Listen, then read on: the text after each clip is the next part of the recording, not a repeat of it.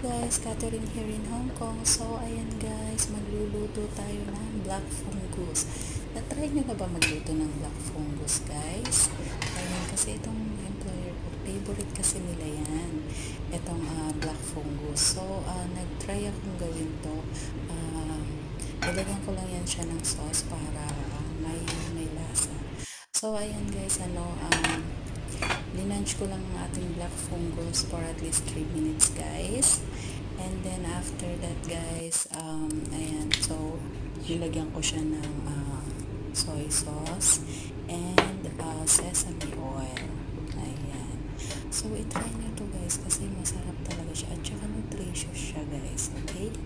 So baka magustuhan din ng inyong mga employer. So ayan guys, nilagyan ko siya ng sesame oil and then ayan guys, nag-roast lang ako ng sesame seeds. And then ayan guys, nilagay ko lang yan on top.